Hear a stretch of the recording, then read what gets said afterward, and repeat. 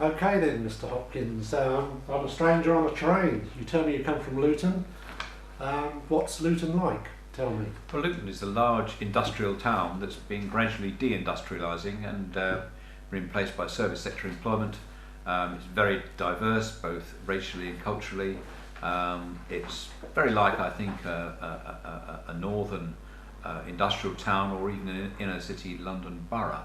And it's vibrant, lively, interesting to live in, and full of edges. I think it's great.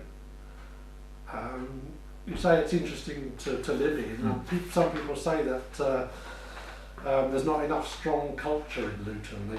They say it as a town that lacks culture. Do you think something can be done about that, or do you not? Well, I disagree entirely. I mean, I think for one area where there's, if you're talking about high culture, you've got the Luton Music Service, youth music service, is absolutely phenomenal. I mean, the number of youngsters who play music, the number of orchestras and bands and groups and choirs and so singing Luton is stunning. And music's a passion of mine. And nationally, we're known to have tremendous musical talent and musical activity in Luton. So that's one area.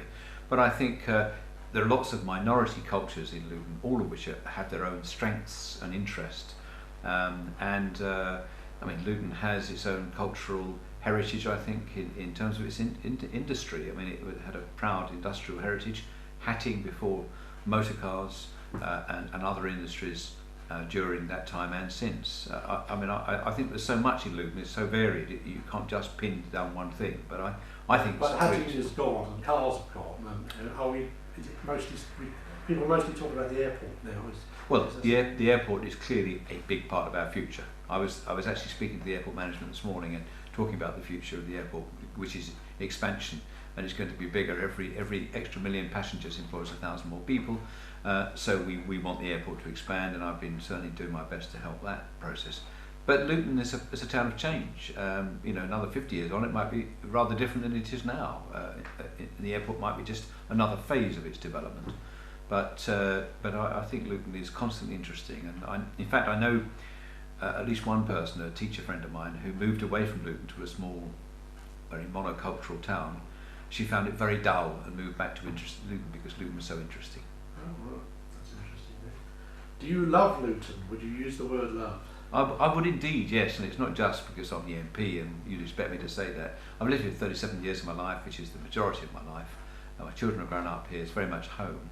And I have no intention of ever living anywhere else. I mean, many people move to the seaside when they retire and move to villages in the countryside, and I have absolutely no intention of doing that because I love big towns, I love industrial towns, I love multicultural life. And Luton, I think, is also one of the things it represents is a kind of it's a microcosm of the world, because there's people from all parts of the world, all social classes, every kind of belief and language in Luton, and it's constantly interesting, and I want to see that develop and evolve over time. Multiculturalism is something that's constantly being discussed in the news with regards to towns all over Britain. So do you think Luton can teach other towns about multiculturalism? Well, indeed, I've made the point many times that it's significant, I think, and I hope it stays this way, that we have not had the tensions in Luton that other towns have had. And I think one of the reasons for that is that we've kept in contact between the communities. We've made real efforts to make sure we know each other and meet each other, and we don't live in separate areas and become distant from each other, because I think that's the great danger in a town. And in the north, I understand that there are areas which are all from one culture and areas which are all from another culture. When there's high unemployment in both, the tensions rise. That hasn't happened in Luton, and certainly in Luton North, where I represent, across the whole of the estates in the Luton North, there is a variety of people from every kind of background, every kind of ethnic and religious minority, and people go to the same schools, live in the same areas, and indeed drink in the same pubs where people do drink. And I think that's very, very valuable and something we can teach the world. So what do you think are the immediate issues in Luton that need addressing? Well, there's a desperate shortage of housing, and housing is the critical issue, I think. When I was on the council 35 years ago, I banged the drum for building houses, and partly as a result of my efforts, we built thousands of houses on Marsh Farm and elsewhere, and we rehoused everybody on the waiting list. I think we've got to do that again. Otherwise, people are going to live in terrible housing conditions for a long time to come. Successive governments have failed to build houses, failed to build, I think, local authority houses to rent, which we're talking about, not own occupation, which doesn't have the same problem. But for many poor families, there just isn't anywhere decent to live at the moment, and the pressure on the council is enormous. So we've got to build more houses. That's the number one issue, I think. Well, pushing ahead with house building and building estates like Marsh Farm will obviously develop some problems, which clearly Marsh Farm did develop. And the government has thrown a lot of money at trying to solve those kind of problems. Is there still something there that needs addressing before just pushing ahead with housing? Is there something more social that needs to be looked at? I think jobs are crucial. We've got to make sure that people have employment. I think also we want to try to make sure that every area has a balanced population, doesn't become monocultural, or all poor people live in one area, all better off people live in another. And I think we've got to have mixed communities. Now, constructing mixed communities is quite hard, but I think we've got to work at that very, very carefully and very cleverly. I think at the same time, I think Marsh Farm is a vibrant community. I go there a lot, and I know people who live there, who live there all their lives and love Marsh Farm. People who've moved away and moved back because that's where they feel is their home. So even though Marsh Farm undoubtedly has had unemployment and has had a degree of poverty in the past, I still think it's a great community, and there are other areas similar in across the town. But I think in the future we've got to try to make sure we construct communities which are balanced and not segregated. What about the national perception of Luton as a town? Well, the national perception of Luton is the same as Walsall or Manchester or any other industrial town. Not the problem with Luton, but Luton is seen to be different because it's in the southeast, and we're surrounded by essentially white, middle-class villages and towns. And Luton stands out as a very different kind of place to those towns. Personally, I prefer to live in Luton than any of those towns. That's just my preference. But it is situated in the relatively prosperous southeast. It's in the eastern region of England, one of the most prosperous regions. And we are a town which is industrial, multiracial, and with a degree of deprivation which is perhaps not seen elsewhere in the region.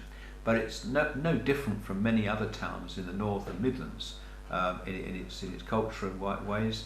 And indeed, that's where I went to university in Nottingham. I was born in Leicester and spent most of my life in Luton. And they're all towns, and I work in London all my life. So I'm definitely a townie, and I think towns are great places, and I think Luton's a great place. So what would you change? Is there anything that you're concerned about in the way that Luton's going in its direction, or are you perfectly happy with it? I think we want to make sure we've got more employment in the town, because we still have slightly higher employment than the national average, and certainly considerably higher than elsewhere in the southeast. And we have a proportion of youngsters who are not achieving as they should, and I think we've got to focus a lot more attention on those to make sure that they develop essential basic skills and get proper jobs and live a good life, because there's nothing like coming home at the end of the week with a wage packet in your pocket and being able to live a life. And if you don't have that, then your life is blighted, and also you don't become necessarily a very constructive member of the community. So I think focusing on those youngsters who are not achieving is actually, I think, our number one priority. So what specifically can be done about that?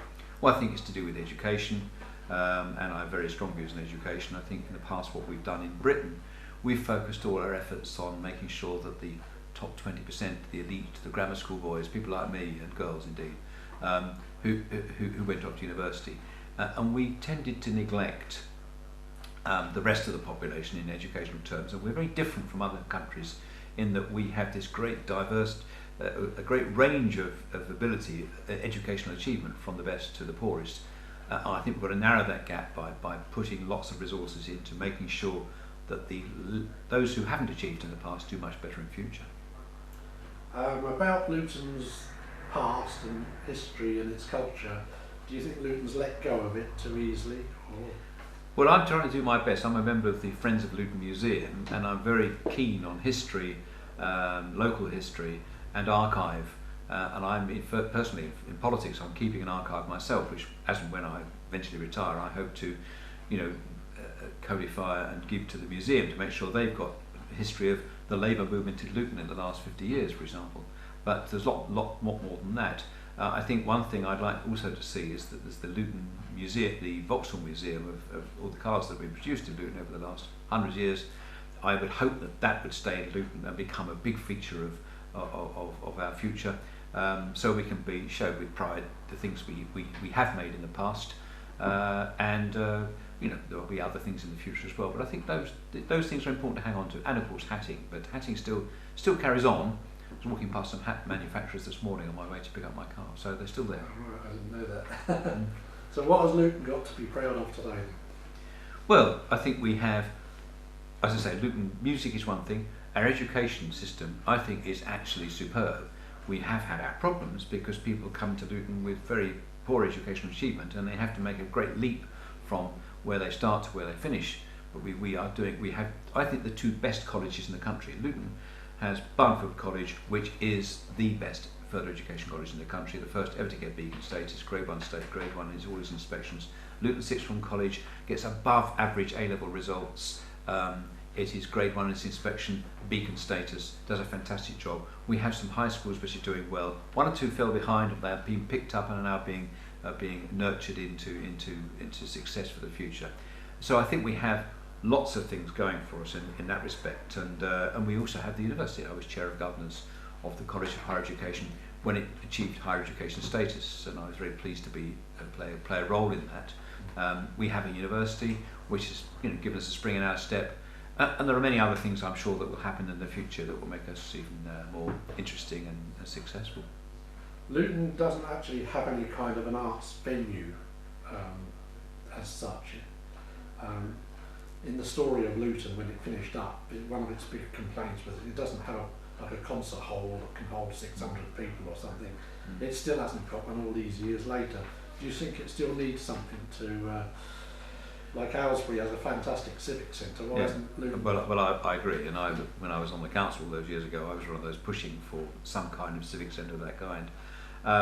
For various reasons, essentially financial, I think we have not gone in that direction. And it's a shame really, because I think we have such fantastic performing talent. I mean, it's not just in music, but in acting and performing in other ways. We've got brilliant talent. Both my children went to Sixth Form College and they participated in all the drama and theatre arts there. And there's this talent, but there isn't a centre which is either a theatre or a concert hall. So I think that's a necessity for the future, and if I did one thing, I think I'd really build something big in that respect. But is there not something going to be built for carnival arts? We have indeed become the National Carnival Arts Centre. I was going to come to that, right. And that's part of it. And I think that's something to be very pleased with. We have the largest one-day carnival in Europe. Only Notting Hill beats us, but they're a two-day carnival. But we are the largest one-day carnival anywhere in Europe, and it is and leading on from that, we've become the Carnival Arts Centre with a large grant, I think, from the lottery, and that's one component. But I think we want broader arts than that, as we want to go to acting, performing, dance, music of all kinds. And I say there's a tremendous enthusiasm for music and performing arts right across the town, in every community, I may say. And as you say, there isn't really a proper centre for us, and I think that's what we want. But with arts have always had to be subsidised. They will never be simply commercial. They have to be subsidised. In the past they were subsidised by the church or the rich or government or whatever. So I think we've got to really put some money into a proper centre, either a concert hall or a theatre, or ideally both. Yeah, okay. And finally, do you want to say something yourself about Luton?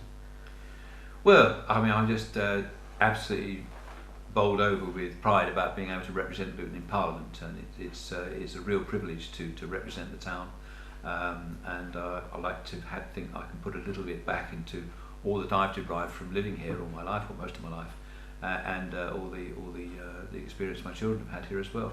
So that's really icing on the cake in terms of my life, being the Member of Parliament of Luton North. Hopefully I can, as I say, make a contribution. Okay. Do you want to ask anything? No, I'm alright. So Cameron did that. That's okay. No, that's fine.